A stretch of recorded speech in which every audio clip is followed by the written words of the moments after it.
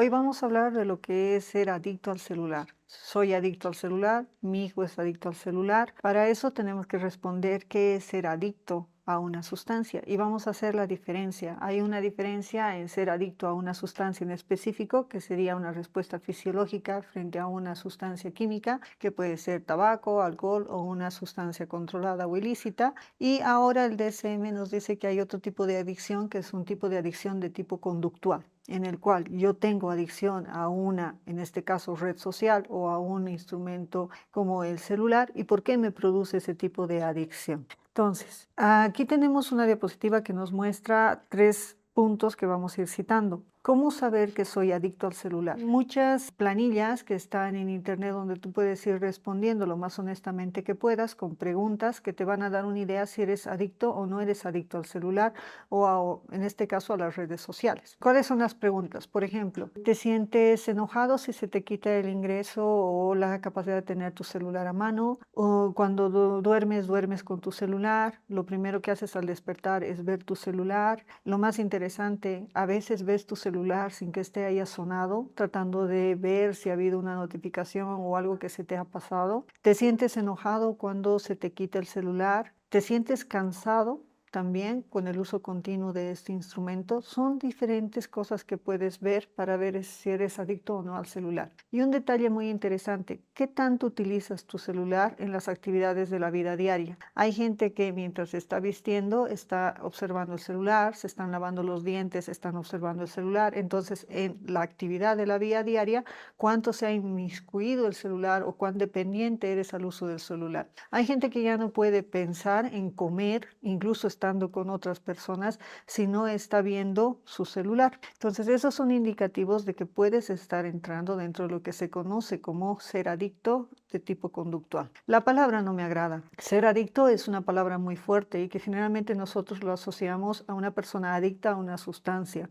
Pero lo interesante de esto es que utilizamos el término de usuario para una persona que usa drogas, pero también utilizamos el término de usuario para una persona que está enganchada con las redes sociales o adicta a la tecnología. El conocimiento es la llave. ¿Por qué el conocimiento es la llave? Porque entender que tú tienes un problema en el cual has generado un tipo de dependencia hacia algo es el primer paso para empezar a arreglar esa conducta o a empezar a trabajar sobre esa conducta que está interfiriendo en todo tu relacionamiento y en tus actividades de la vida diaria.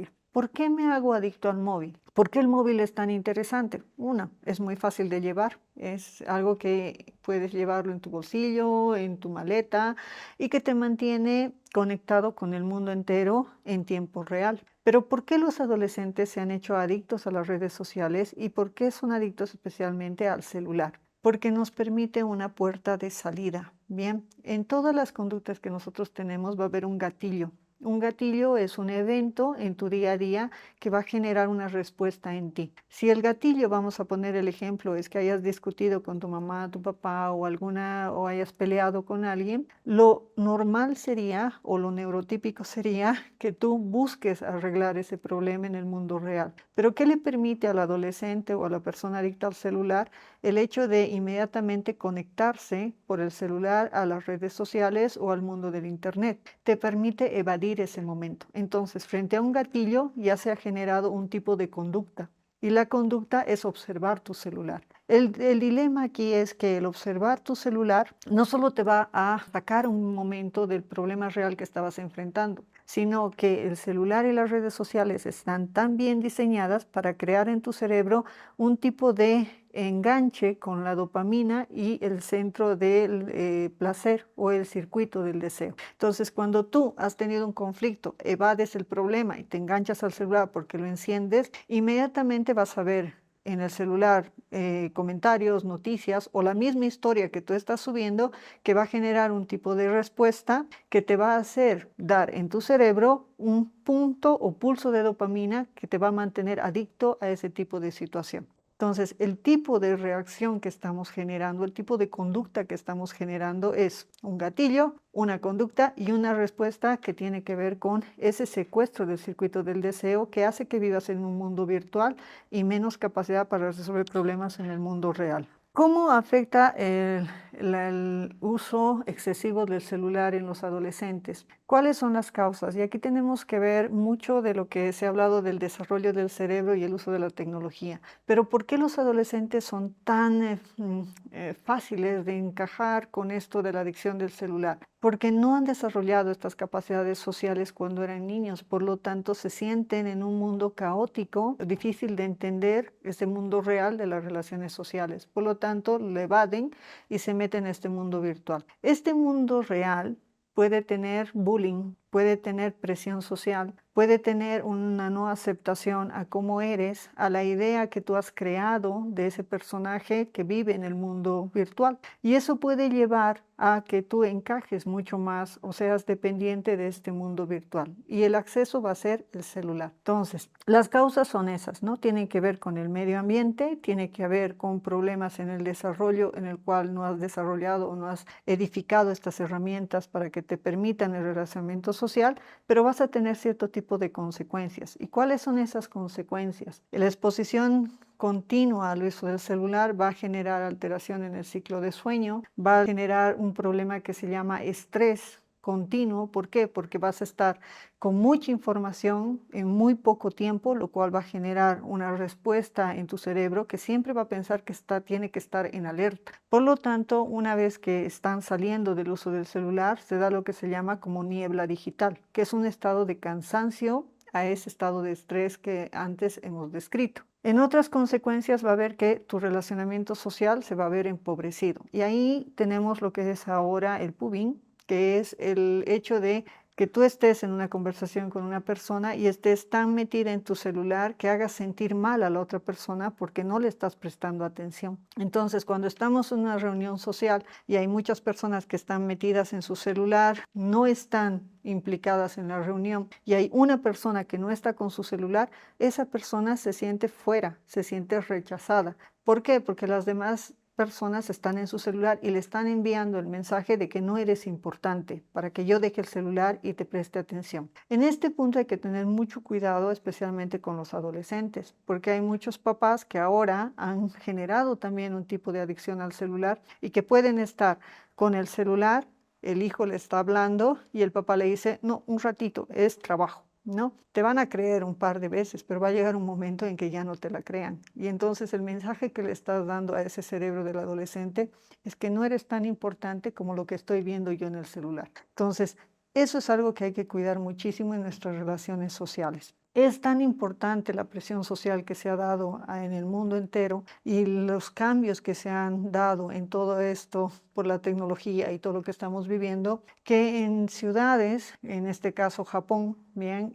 se ha creado o se ha identificado un cuadro que se llama el síndrome de Hikikomori, que es resultado justamente a estas exigencias sociales frente a los adolescentes, a la presión social que estos sufren en ambientes educativos, en sus ambientes sociales con sus pares, pero también a la falta de desarrollo de estas capacidades de relacionamiento social. El síndrome de Hikikomori ha sido descrito e identificado primera vez en Japón, por eso su nombre, y lo que nos explica o nos describe es un adolescente que se retrae voluntariamente y se encierra en un lugar, generalmente su cuarto o dentro de su casa, los más profundos serían solo en su cuarto, y que rechazan todo tipo de contacto social con las demás personas. ¿Y cómo se conectan estas personas? A través de Internet, a través de en línea o a través de la nube. Solicitan servicios, solicitan comida, pueden conversar con otras personas con las cuales ellos no tienen que tener una relación cara a cara. Es una realidad virtual que les permite incluso crear fantasías, crear nuevos personajes o avatars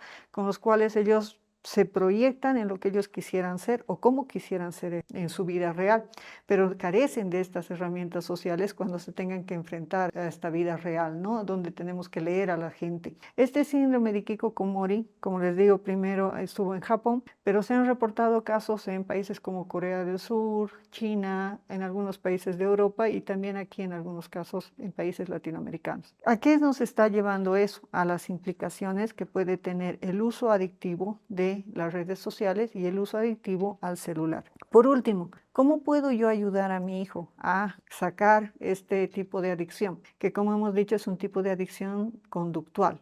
Eso quiere decir que no es química, ¿Qué significa eso? Que si yo le quito el celular, no va a entrar en un síndrome de abstinencia, es decir, no va a tener una reacción fisiológica a la pérdida del celular. Eso se da cuando esta persona es adicta a diferentes tipos de sustancias. En el caso del celular, lo que va a pasar es que se va a enojar, se va a sentir perdido, se va a sentir con ansiedad, pero yo tengo que regular esta exposición al celular. Entonces, ¿cómo puedo ayudar? Primero, identificando si eres adicto o no eres adicto. Como les he dicho, la palabra no le gusta a nadie y muchos se van a ir en contra de aceptar que tienen este problema, ¿bien? Pero si tú llenas el formulario y hay varios en internet y sale que tienes un tipo de adicción, ya tienes la base para trabajar en el problema. Tienes que aceptar que tienes un problema y lo que se tiene que hacer es restringir el tiempo que las personas o los adolescentes están con el celular. ¿Cómo lo puedes hacer? Tienes que quitarles el celular. O sea, tienes que restringir el uso del celular, pero tiene que ser una restricción en la cual las personas estén conscientes que se va a hacer.